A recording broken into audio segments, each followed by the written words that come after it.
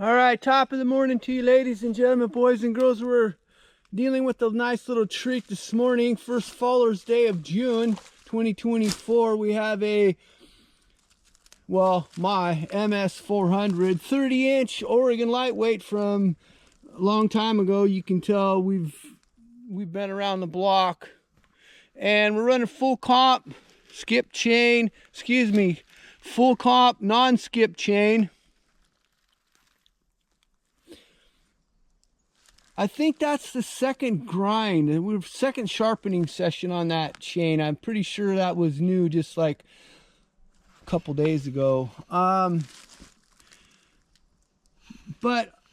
if we're going to talk about the actual crux of what we want to get out there, we're looking at the max flow for the 362 400 saws, and sticking with the max flow tradition, we have a easy to get off and on detachable. You use one hand and unscrew the knob, you pull the cover off and pull the filter off. Makes it a lot nicer for cleanings.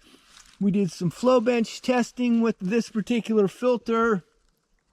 I have used some alternate stuff on my saws. The one that sticks out the most runs about the same amount of air as this thing, but not quite. It won't stay clean anywhere near as long as this one will, however. Get 2 to 3 days out of those, depending on your conditions. You might get 4 if it's a little moist, like it rained here yesterday and the day before, so it's pretty moist, not a lot of dust flying. But anyway, this is just a prototype situation right here. Has some, I wouldn't say bugs to be worked out, but I'd say there's probably going to be a little bit of alteration. Well, that's not true. I know there's going to be an alteration on this thing because I spoke at least with Joseph. I had bugged him for several years, probably at least a couple anyway, to come up with some kind of system for these saws because they need it. And here we are. Now, the 400.1, I don't know what the heck that even means. 1.0, I guess maybe.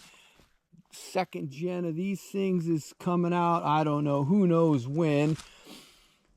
Not sure how that's all going to work out. I guess we're going to have to stay tuned, but right now we're dealing with getting this system dialed in, which we're getting ready for production, I guess, at this point, or getting close to production, I guess. And that's why we're field testing. Close means we're like 3-4 months away, whatever that looks like. 4 or 5 months, maybe 6 months, who knows, with how things go in manufacturing.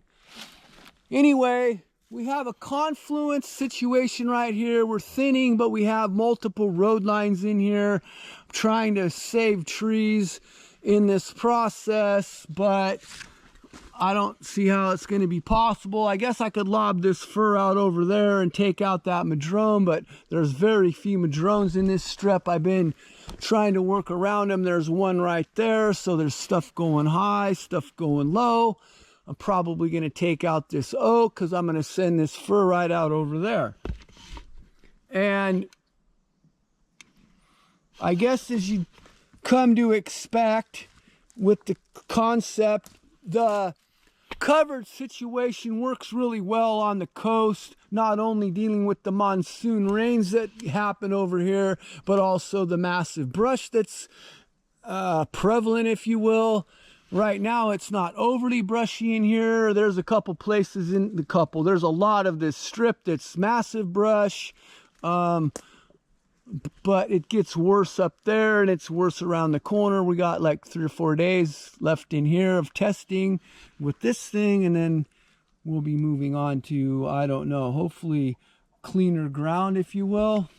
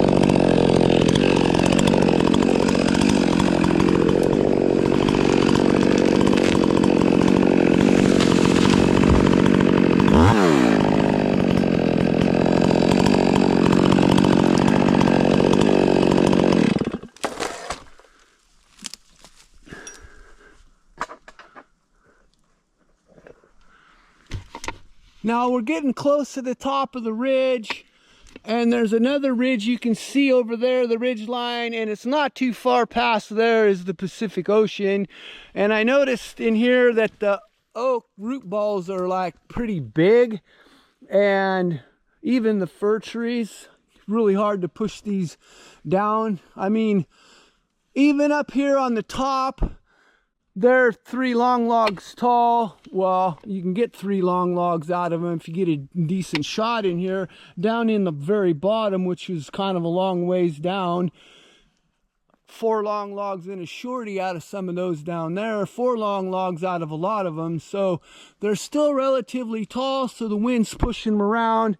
So by God's grace, that tree's still standing there, and we don't have basically a bomb crater of desolation in here.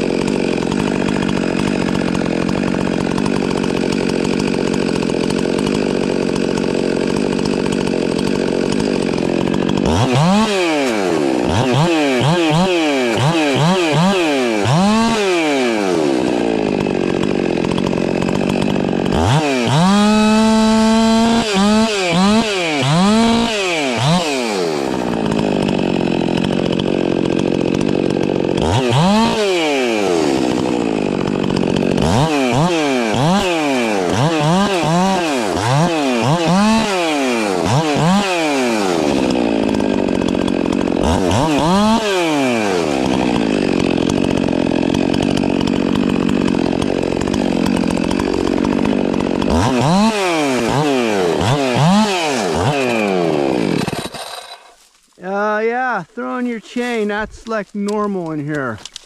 Brush hole.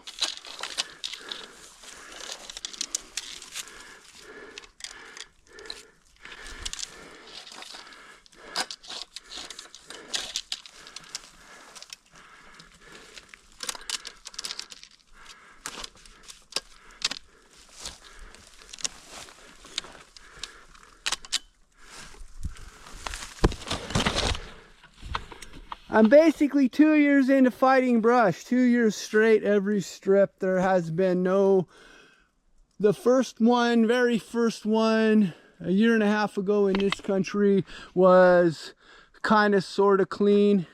There were places where it was clean.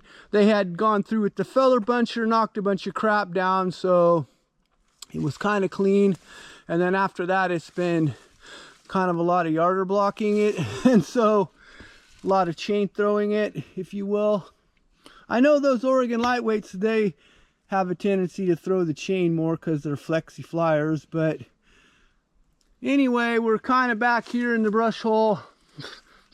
I gotta evaluate and see what I'm doing with this thing, and then we're moving right along. So thanks for watching this session. Have a blessed day wherever you might be on his green earth.